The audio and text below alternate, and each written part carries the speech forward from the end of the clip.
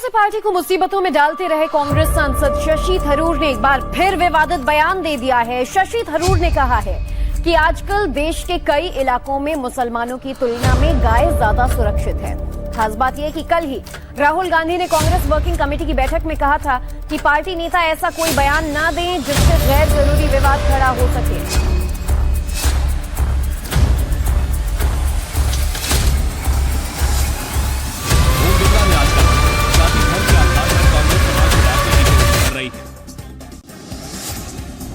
ओम बिरला राजस्थान के कोटा से बीजेपी सांसद हैं।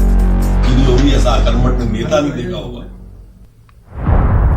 त्रिपुरा तशद्दुद मामले पर आज दिल्ली के प्रेस क्लब में मजहबी तंजीमों की एक प्रेस कॉन्फ्रेंस मुनक्किद की गई, जिसमें ऑल इंडिया मजलिस मुशावरत, जमात इस्लामी हिंद, SIO और जमात अहले हदीस समेत दीगर तंजीमों ने शिरकत की।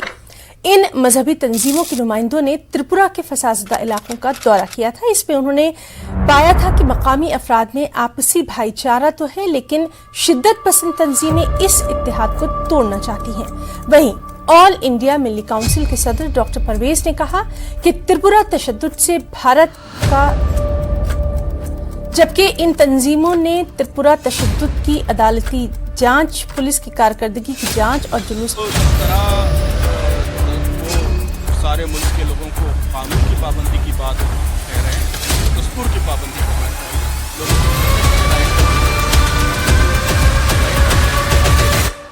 तो ये इस फैसले, इस कानून को गलत समझते हैं, एंटी कॉन्स्टिट्यूशनल समझते हैं, राइट्स में वायलेशन समझते हैं। इसलिए इस पर प्रोटेस्ट भी करेंगे, इस पर अपने ख्यालात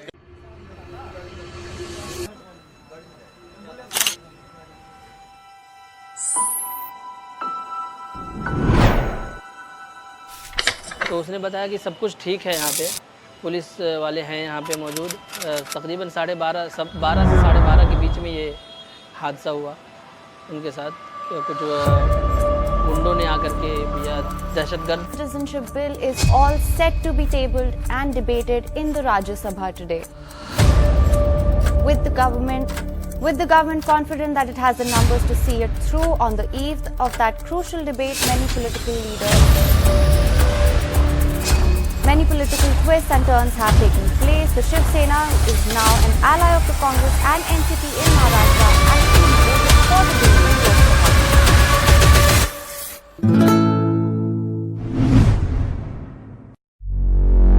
The Bharatiya Janata Party-led National Democratic Alliance government is coming around to the view that it will not be able to get the Goods and Services Tax or GST bill, as well as the new land acquisition bill passed in the ongoing budget session of the Parliament. The government has indicated during talks with opposition parties that it is willing to go along with their demand to refer the GST bill to a Rajiv सरकार ने 1986 के फरवरी महीने में संसद में एक bill पेश किया। नाम था Muslim women protection of rights in divorce act 1986। इस कानून के मुताबिक तलाकशुदा मुस्लिम महिला को सिर्फ तलाक होने के 3 महीने बाद तक इस्लामी हिंद ने प्रेस कॉन्फ्रेंस की। इस मौके पर जमात इस्लामी हिंद ने कश्मीर में टारगेट किलिंग की मजम्मत। जमात इस्लामी हिंद ने वाज़े अल्फाज में कहा कि कश्मीर पर सियासत नहीं होनी चाहिए। हुकूमत की जिम्मेदारी है कि खौफ की फजा खत्म करे। माइग्रेशन को लेकर भी जमात ने अपने मौक़िफ़ रखते हुए कहा कि सिर्फ हिंदू ही नकल मकानी नहीं कर रहे हैं, दूसरे भी कर रहे हैं। मुल्क की एक रियासत इस वक्त का जो सिचुएशन है और उस सिचुएशन का क्या इम्पैक्ट पड़ सकता है, इसके ऊपर रोशनी डालें।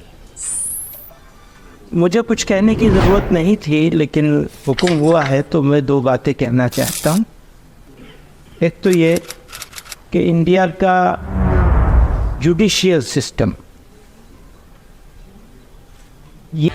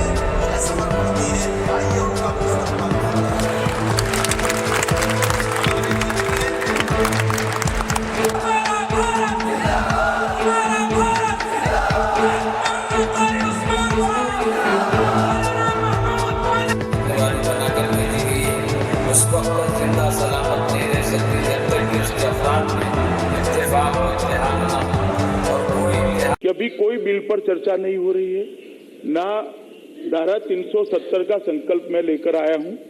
अभी सिर्फ बिल कल लाने के लिए इस संकल्प को सदन का अनुमोदन लेने। देखिए, all India Muslim personal law board का ये मानना है कि जो भी ये वक्फ अमेंडमेंट एक्ट 2025 है, ये दर हकीकत अपने मुल्क के आर्टिकल 14 और उसी के साथ साथ 25। इन मिसालों से ये बात वाज़ेह हो जाती है कि वक्फ तरमीमी बिल से जो निज़ाम जरम भरम हुआ है, उसको जिस तरह वो सारे मुल्क के लोगों को कानून की पाबंदी की बात कह रहे हैं, तो उन्हें दस्तूर की पाबंदी करना चाहिए। लोगों के प्रोटेस्ट के राइट को भी तस्लीम करना चाहिए। ये राइट हर शहरी को हासिल है। तो ये इस फैसले, इस कानून को हम गलत समझते हैं, एंटी कॉन्स्टिट्यूशनल समझते हैं, राइट्स में वायलेशन समझते हैं। इसलिए इस पर प्रोटेस्ट भी करेंगे, इस पर अपने ख्यालात। इस बैठक में वर्किंग कमेटी के सदस्य शामिल होंगे। ट्रिपल तलाक के खिलाफ मोदी सरकार की ओर से पेश होने वाले बिल के खिलाफ all India Muslim personal law board ने आज इमरजेंसी बैठक बुलाई है। लखनऊ में होने वाली इस बैठक में वर्किंग कमेटी के 51 सदस्य शामिल होंगे। सुबह 10 बजे से शुरू होने वाली AIMPL की बैठक में ट्रिपल तलाक के खिलाफ मोदी सरकार के बिल की समीक्षा होगी और बैठक के बाद सभी दलों से इस बिल का विरोध करने की अपील की जा सकती है। मोदी सरकार 26 दिसंबर को ट्रिपल तलाक के खिलाफ कानून पेश करने जा रही है। बिल में एक साथ 3 तलाक देने वालों को 3 साल तक की कैद और जुर्माने का प्रावधान किया गया है। साथ ही इसे गैर जमानती अपराध भी माना गया है। The law board has criticized the bill, terming it anti-women. The Muslim body has urged the bill be withheld. They say it encroaches upon the fundamental right to equality enshrined in the Indian Constitution. The government has it circulated a bill regarding this criminalization of triple divorce.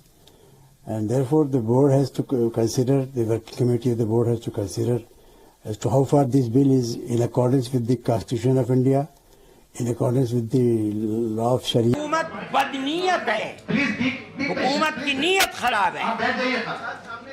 हम इसके लिए पूरे मुल्क के अंदर फिदा बनाएंगे और हम आज रात ही से लखनऊ से शुरू कर देंगे कि हुकूमत जमहूरियत के नाम के ऊपर बड़ी गंदी डिक्टेटरशिप ला रही है, इत्तेहाद के नाम के ऊपर इख्तलाफ को पैदा कर रही है।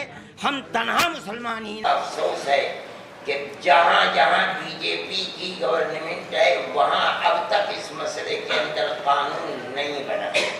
जहाँ बीजेपी की गवर्नमेंट नहीं है, कलकत्ते में, मध्य प्रदेश में, राजस्थान में, इन गवर्नमेंटों ने कानून बना दिया और इस कानून के बनने के बाद वहाँ इस तरीके के हवादिस नहीं हो रहे हैं। लेकिन हमारे has been converted into serious criminal charges leading to destroying the future of women and the children.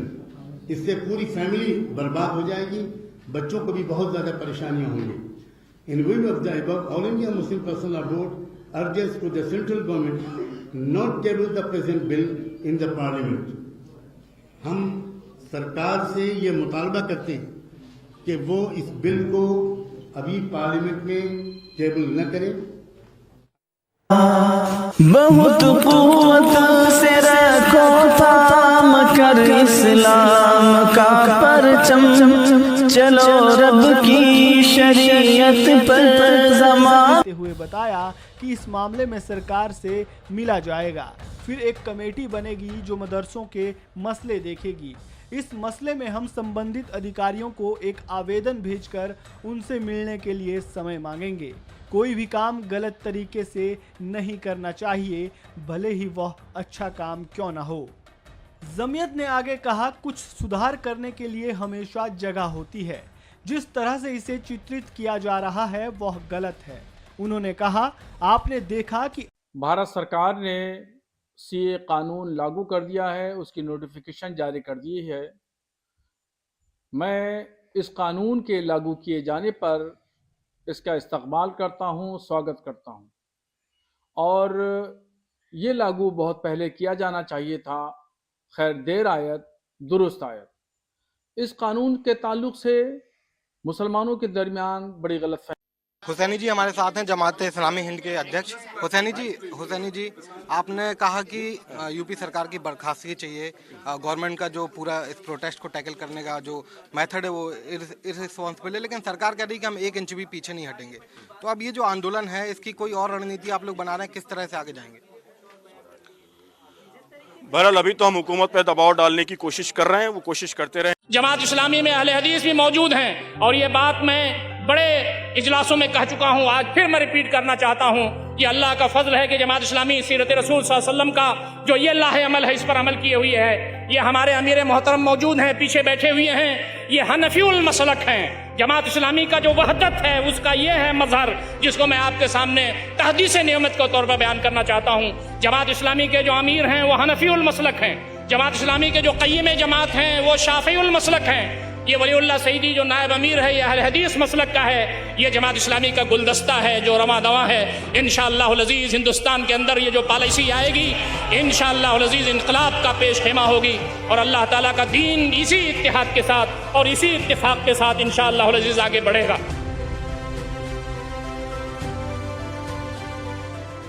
उन्होंने वक्फ लाए हैं, उसकी दफात को हमने पढ़ा है, उसके जितने बंद हैं सब नुकसान देने वाले हैं, ज़रूरत ही नहीं है। वक्फ तो चल रहा है, 75 साल मुल्क की आज़ादी हो गए हैं, वो वक्फ चल रहा है और अगर किसी वक्त उसके अंदर तरमीम हुई है तो मुस्लिम उलमा को, जिसमें सबसे बुनियादी जगह दारुल उलूम है, मज़ाहिर उलूम है, नदवतुल उलमा है, उनके लोगों को बुलाया जाता और बुला करके उनसे बातचीत करी जाती। तो इसके अंदर हो सकता था कि कोई रास्ता निकलता, लेकिन वो खुद बैठ कर के जो चाहते हैं वो करते हैं।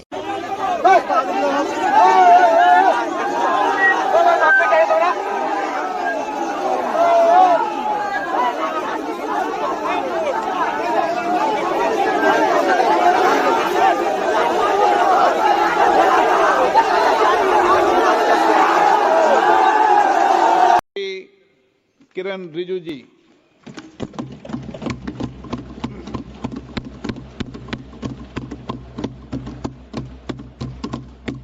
Honorable Speaker, sir, I rise to move the motion for consideration of the Waqf Amendment Bill 2025 and Musliman Waqf Repeal Bill 2024. अध्यक्ष महोदय जी, आपने जो रूलिंग दिया है, जेपीसी के बारे में जिक्र किया है, उसी के साथ साथ जुड़ते हुए एक मिनट किरण जी,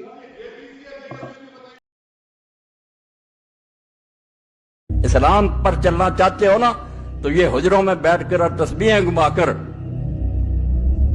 इस दीन पर नहीं चला जा सकता। ये दीन जान मांगता और जान भी उन बंदों की मांगता है। लोग हैरान होते हैं अल्लाह के नेक बंदों को क्यों मुश्किलें पेश आती और उल्ट नतीजा निकालते हैं कि अगर वो नेक होते, अल्लाह के प्यारे होते, क्यों मारे जाते। बिल्कुल गलत बात। अंबिया अलैहिस्सलाम कत्ल हुए हैं। हालांकि देखने की बात यह है कि आप जब कुर्बानी देते हैं तो कुर्बानी के लिए वो जानवर तलाश करते हैं जो बेऐब हो।